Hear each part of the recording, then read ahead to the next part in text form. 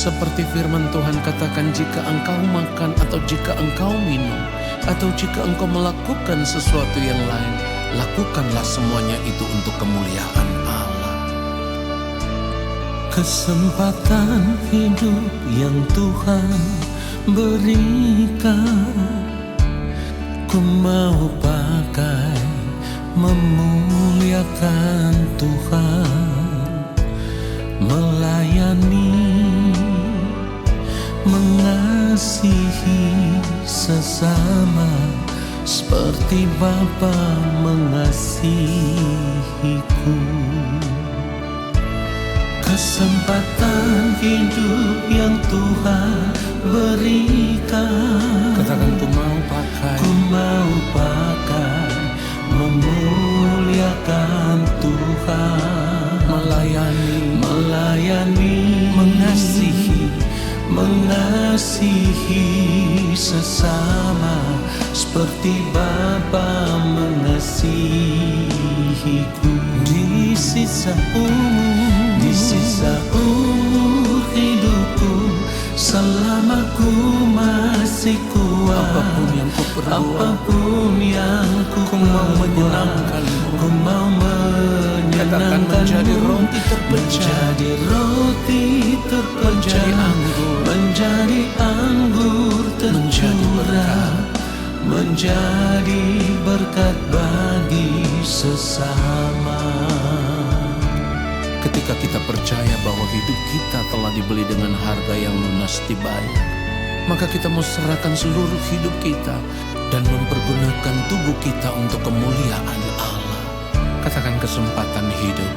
Kesempatan hidup yang Tuhan berikan, ku mau pakai memuliakan Tuhan. Katakan, melayani, mengasihi, haleluya, seperti Bapa mengasihiku. Di sisa umur hidupku, selama ku masih kuat, apapun yang ku perbuat, ku mau menyenangkanmu, menjadi roti terpecah, menjadi anggur tercurah, menjadi berkat bagi sesama. Kita mau katakan sekali lagi, di sisa umur hidupku, selama ku masih kuat, apapun yang ku perbuat, katakan, ku mau menyenangkanmu, menjadi roti terpecah, menjadi anggur tercurah, menjadi berkat bagi sesama, menjadi berkat bagi sesama, menjadi berkat bagi sesama. Biarlah segala hormat dan kemuliaan hanya bagi Tuhan saja. Haleluya.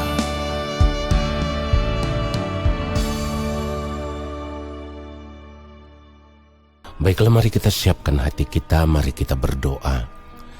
Allah Bapa yang Maha Kudus, yang Maha Mulia, kami mau mendengarkan kebenaran firman-Mu ya Tuhan. Kiranya Bapa berbicara bagi kami, berikan kami hikmat, pengertian, untuk kami mengerti akan kebenaran firman-Mu ya Allah. Roh Kudus mengurapi setiap kami. Lalu ketika kami mengerti akan kebenaran firman ini, kami mau hidup di dalamnya. Di dalam nama Tuhan Yesus Kristus kami berdoa. Haleluya. Amin. Saudara yang dikasihi oleh Tuhan Yesus Kristus, kita akan bacakan kebenaran firman Tuhan yang terambil dari Markus pasal 10 ayat 21 dan ayatnya yang ke-22. Tetapi Yesus memandang dia dan menaruh kasih kepadanya, lalu berkata kepadanya, hanya satu lagi kekuranganmu, pergilah, juallah apa yang kau miliki dan berikanlah itu kepada orang-orang miskin, maka engkau akan beroleh harta di sorga. Kemudian datanglah kemari dan ikutlah aku. Mendengar perkataan itu ia menjadi kecewa, lalu pergi dengan sedih sebab banyak hartanya. Saudara, dari kebenaran firman Tuhan ini kita bisa melihat satu kebenaran bahwa harta kekayaan bisa menjadi jerat yang dapat mengikat setiap orang, sehingga membuat manusia akan sulit melepaskan diri dari keterikatan dengan harta kekayaan. Kisah yang kita baca di dalam Markus 10 ayat 21 dan 22 ini berawal dari seorang yang datang kepada Yesus dan ia bertanya bagaimana ia bisa memperoleh hidup yang kekal. Dan Yesus menjawabnya saat itu, engkau tentu mengetahui segala perintah Allah. Jangan membunuh, jangan berzina, jangan mencuri, jangan mengucapkan saksi dusta, jangan mengurangi hak orang lain, hormatilah ayahmu dan ibumu.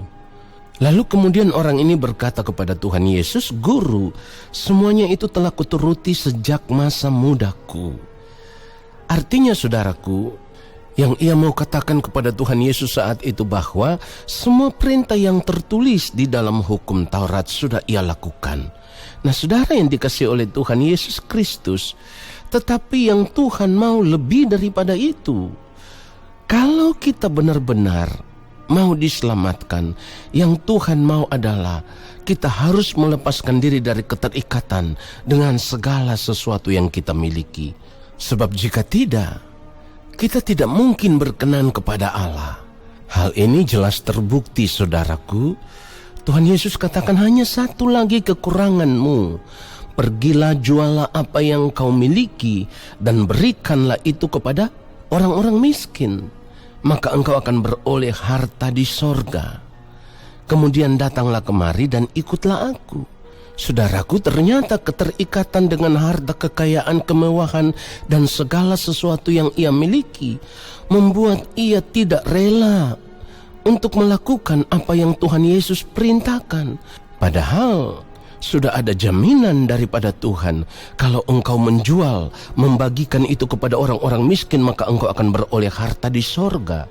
Nah saudara, persoalannya adalah manusia selalu melihat kepada apa yang sudah nyata, apa yang ada sekarang ini. Manusia tidak ingin melihat sesuatu yang belum nyata. Saudara yang dikasihi Tuhan Yesus Kristus, kalau kita benar-benar mau mengikut Yesus, yang Tuhan mau kita tidak boleh terikat dengan apapun, termasuk dengan harta kekayaan yang kita miliki.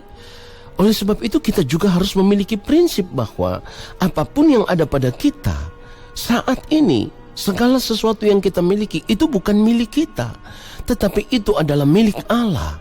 Sebab firman Tuhan katakan kamu telah dibeli dan harganya lunas dibayar.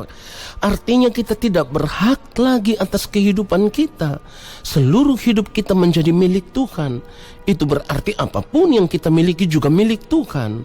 Persoalannya adalah manusia selalu merasa apa yang ia miliki itu adalah miliknya. Ia berhak atas milik itu.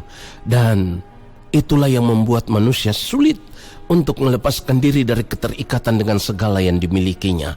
Tetapi ingat baik saudaraku, ketika kita tidak mau melepaskan diri dari semua itu, maka kita tidak mungkin berkenan kepada Allah.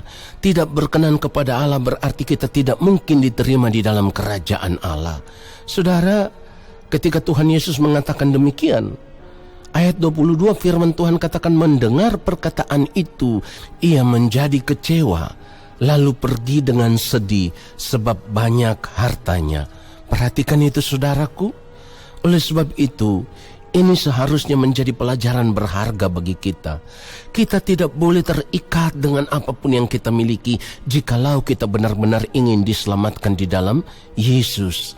Saudara, firman Tuhan menasihatkan kita di dalam Lukas 21 ayat 34. Jagalah dirimu supaya hatimu jangan syarat oleh pesta pora dan kemabukan serta kepentingan-kepentingan duniawi, dan supaya hari Tuhan jangan dengan tiba-tiba jatuh ke atas dirimu seperti suatu jerat.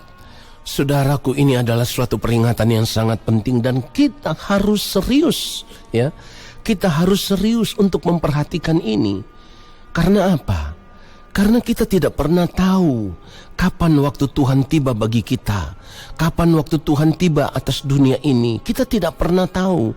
Tetapi kalau kita tenggelam di dalam pesta pora dunia, kita hanyut di dalam pesta pora dunia, kita hidup hanya untuk menikmati dunia ini dengan segala kesenangannya, maka ketika waktu Tuhan tiba bagi kita, kita ditemukan di dalam keadaan tidak berkenan kepada Allah.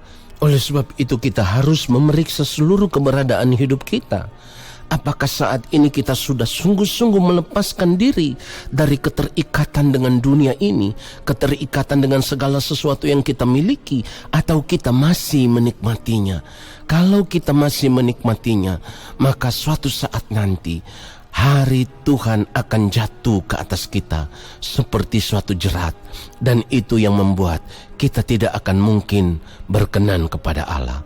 Kiranya kebenaran firman Tuhan ini menyadarkan kita semua bahwa keterikatan dengan dunia ini, keterikatan di dalam pesta pora dunia, akan menjadi jerat kebinasaan bagi kita di kekekalan nanti. Tuhan Yesus memberkati kita semua. Haleluya. Amin.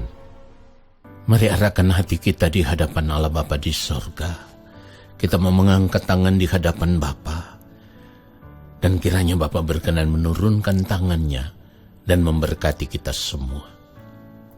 Segala berkat kasih karunia daripada Allah Bapa di sorga, rahmat cinta kasih yang berlimpah-limpah dari Gembala Agung Tuhan Yesus Kristus, di dalam persekutuan yang manis dengan Roh Allah yang kudus, kiranya turun atas kehidupan kita semua, menyertai langkah hidup kita semua, dan memberkati kehidupan kita semua, sekarang dan sampai selama-lamanya. Amin.